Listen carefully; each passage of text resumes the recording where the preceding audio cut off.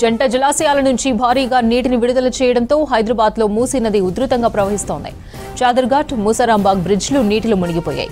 మూసారాంబాగ్ దగ్గర నిర్మాణంలో ఉన్న వంతెనను తాకుతూ వరద ప్రవహిస్తోంది. నిర్మాణంలో ఉన్న కొత్త వంతెన సామాగ్రి వరద నీటిలో కొట్టుకుపోయింది. మూసీ ముంపు బాధితులను పునరావాస కేంద్రాలకు తరలించారు. మూసారాంబాగ్ నుంచి మరింత సమాచారం సదానందం లైవ్ లో అందిస్తారు. సదానందం, మూసారాంబాగ్ బ్రిడ్జ్ దగ్గర మూసీ వరద పరిస్థితి ఎలా ఉంది?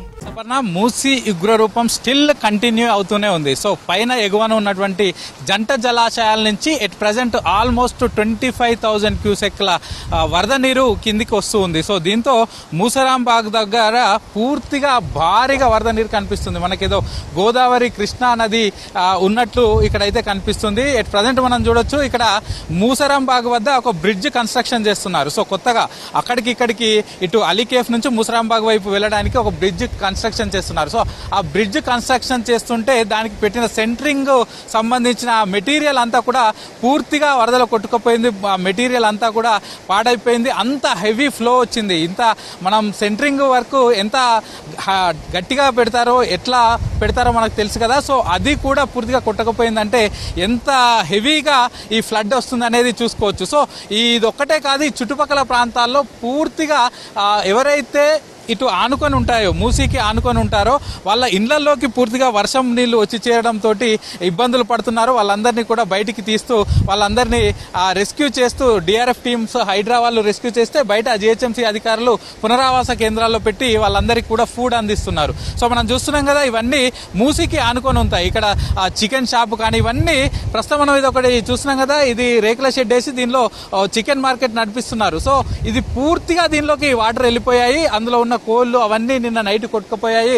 ఇప్పుడు అది నామరూపాలు లేకుండా పోయింది. సో దీనికి ఆనుకునే, మూసికి ఆనుకొని ఆల్మోస్ట్ ఇక్కడ అటు స్టీల్ షాపులు కానీ, కొన్ని ఐరన్ షాపులు, ఇంకొన్ని సిమెంట్ షాపులు, అలాగే వెల్డింగ్ షాపులు, ఇవే కాకుండా రిపేర్ షాపులు, బైక్ రిపేర్, కార్ రిపేర్ షాపులు ఇవన్నీ ఉంటాయి. మనకు ఆడికి కనిపిస్తున్నాయి కదా, వీటన్నింటిలోకి వాటర్ వెళ్ళిపోయాయి. దేంట్లో కూడా ప్రస్తుతం ఉండడానికి ఉన్న సిచ్యువేషన్ లేదు. సో ఇది దీనికి ఆనుకొని ఉన్న తర్వాత నెక్స్ట్ రెసిడెన్షియల్ అంటే మామూలుగా ఉండడానికి ఇల్లు కట్టుకున్నారు. సో ఒక మూసికి ఆనుకొని ఇక్కడంతా షెడ్లు వేస్తే ఆ తర్వాత నెక్స్ట్ మనం చూస్తున్నాం కదా, ఇవన్నీ రెసిడెన్షియల్ షెడ్లు వేస్తారు. సో వీటిలో కూడా పూర్తిగా వాటర్ వచ్చేసింది. వాళ్ళు బయటికి రాని సిచ్యువేషన్. సో ఇదంతా ఒక గల్లీ, ఇటు ఈ షెడ్లకు మధ్యలో ఈ రెసిడెన్షియల్ ఇళ్లకు ఉన్నటువంటి గల్లీ. ఈ గల్లీలో పూర్తిగా వాటర్ వచ్చేసాయి. దానిలో మనం చూస్తాం కదా, టాటా ఏస్ ఒక వెహికల్ పెట్టారు, అది కూడా పూర్తిగా మునిగిపోయింది. సో ముందు మనం చూస్తే వాళ్ళంతా ఇప్పుడిప్పుడే బయటకు వచ్చి, అంటే కొద్ది మేర వరద తగ్గిందని చెప్పుకోవచ్చు. నైట్ 36,000 క్యూసెక్ల వరద నీరు వస్తే ప్రస్తుతం తగ్గింది, 25 నుంచి 26,000 క్యూసెక్లకు చేరింది. ఒక 10,000 క్యూసెక్ల వాటర్ తగ్గింది. సో దీంతో ఇప్పుడిప్పుడే ఈ ఇండ్ల నుంచి బయటికి వచ్చేసి అసలు వాళ్ళ కొట్టుకుపోయిన సామాన్ కానీ, లేకపోతే ఈ షాప్స్ లో ఉన్న సామాన్ కానీ వాటన్నిటిని ఉన్నాయా లేవా అనేది ఇప్పుడిప్పుడే చూసుకుంటున్నారు. సో తాళ్లు కట్టి లోపల ఉన్నటువంటి వాళ్ళ సామాన్లు అన్నిటి కూడా బయటికి తీస్తున్నారు. సో వెహికల్స్ అన్ని కూడా మునిగిపోయాయి కాబట్టి వాటిని బయటికి తీసే ప్రయత్నం చేస్తున్నారు. కానీ ఇప్పుడైతే భారీగా వర్షపు నీళ్లు ఉంది, వాళ్ళు రెస్క్యూ చేసే పరిస్థితి కూడా లేదు. ఎందుకంటే ఆ గోడలన్నీ నానిపోయాయి, అవన్నీ కూలిపోయాయి. సో అధికారులు వద్దంటున్నారు. హైడ్రా, డిఆర్ఎఫ్ టీమ్స్ కూడా ఎవరు లోపలికి వెళ్ళొద్దని చెప్తున్నారు. జిహెచ్ఎంసీ అధికారులు కూడా, పోలీసులు ఎవరిని అలో చేయట్లేదు. అయినా కూడా వాళ్ళు ఇక్కడ పక్కన ఉన్నటువంటి ఇళ్ల నుంచి మెల్లగా లోపలికి వచ్చి వాటన్నిటిని తీసే ప్రయత్నం చేస్తున్నారు. సో ఈ గల్లీలోకి రావాలంటేనే వెళ్ళలేని సిచ్యువేషన్ ఉంది కాబట్టి ఎవరిని ఈ చుట్టుపక్కల ప్రాంతాల్లో వెళ్ళనివ్వట్లేదు. ఇక మరోవైపు ఇటు సైడ్ అంబేద్కర్ నగర్ బస్తీ ఉంటుంది. సో అంబేద్కర్ నగర్ బస్తీలో పూర్తిగా ఇండ్లన్నీ కూడా నీట మునిగాయి. సో ఆ ఇళ్లలో ఉన్న వారిని ఒక్కొక్కరిని అందరినీ బయటికి తీసుకొచ్చారు. సో నిన్న నైట్ నుంచి, యాక్చువల్ గా నిన్న ఈవినింగ్ టైంలో వాళ్లకు హైడ్రా అధికారులు కానీ, పోలీసులు కానీ, జిహెచ్ఎంసీ వాళ్ళు బయటికి వెళ్ళిపోవాలి, వరద ఉధృతి పెరుగుతుంది అని చెప్పినా కూడా వాళ్ళు వినలేదు. సో మామూలుగా రెగ్యులర్ గా వర్షాలు పడతాయి, ఇప్పటివరకు మా ఇళ్లలోకి రాలేదు, ఇప్పుడెందుకు వస్తాయని వాళ్ళు మొండికేశారు. కానీ ఆ తర్వాత నైట్ టైంలో ఫ్లో పెరగడం, ఆల్మోస్ట్ 36,000 క్యూసెక్ల నీటిని మూసీలోకి వదలడంతో వాళ్ళ ఇళ్లలోకి నీళ్లు వచ్చి చేరడంతో అప్పుడు వాళ్ళంతా వాళ్ళు బయటకు వచ్చారు. ఇంకొందరిని ఫస్ట్ ఫ్లోర్ లో, సెకండ్ ఫ్లోర్ లో ఉన్న వారిని వాళ్ళని కూడా కన్విన్స్ చేస్తూ జిహెచ్ఎంసీ అధికారులు, పోలీసులు వీళ్ళందరూ బయటికి తీసుకొచ్చి ఇక్కడ పక్కనే ఉన్నటువంటి ఒక గవర్నమెంట్ స్కూల్ ఉంటుంది, ఆ గవర్నమెంట్ స్కూల్లో వాళ్ళందరినీ అందులో పెట్టేసి పూర్తిగా వాళ్ళకి నిన్న నైట్ కానీ, ఈ రోజు మార్నింగ్, ఈ రోజు ఆఫ్టర్నూన్ ఫుడ్ అందించారు. అలాగే అక్కడనే మెడికల్ ఐటమ్స్ వాళ్ళకి ఏమన్నా అవసరం ఉంటే, ఎందుకంటే ఇది వర్షాకాలం కాబట్టి సో జ్వరాలు వచ్చే అవకాశం ఉంది, వైరల్ ఫీవర్స్ వచ్చే అవకాశం ఉంది.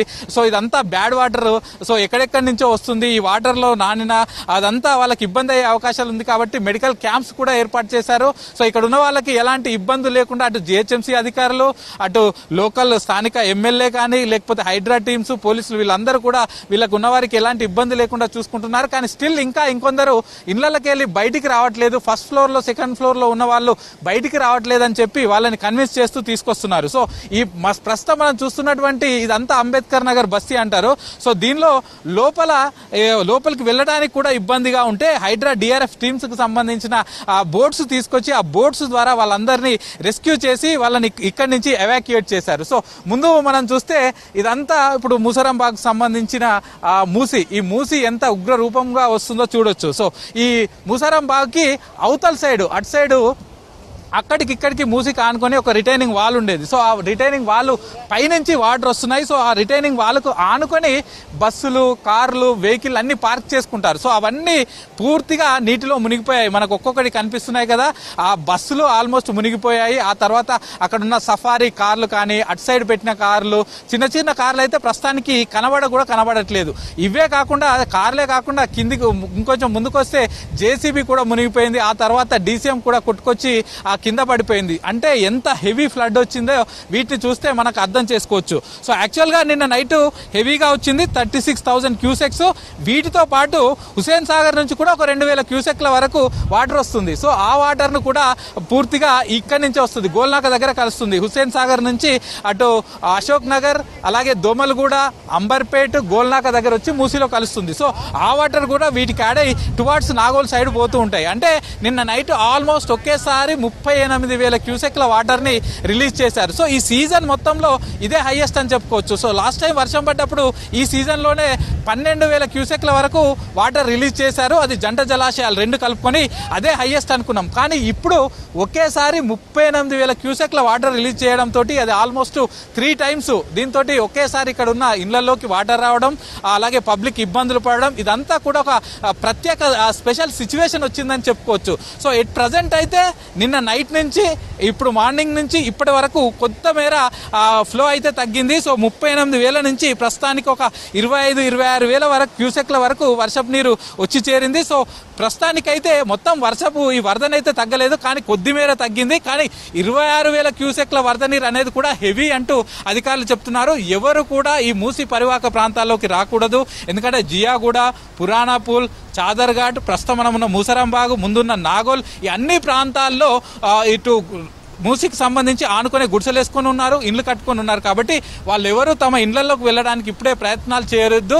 వన్స్ పూర్తిగా వరద తగ్గిన తర్వాత అప్పుడు మాత్రమే వాళ్ళని ఇండ్లలోకి అలో చేస్తామంటూ కూడా జిహెచ్ఎంసీ అధికారులు, హైడ్రా అధికారులు, పోలీసులు వీళ్ళందరూ కూడా చెప్తున్నారు. వాళ్ళకి ఎలాంటి అవసరం ఉన్నా మేము చూసుకుంటాము, వాళ్ళకి ఫుడ్ అయినా, మెడిసిన్ అయినా అవన్నీ అందిస్తాం. కానీ ఎవరు అప్పుడే వాళ్ళ ఇండ్లలోకి వెళ్ళడానికి ప్రయత్నించొద్దంటూ అధికారులు అయితే చెప్తున్నారు. అపర్ణ.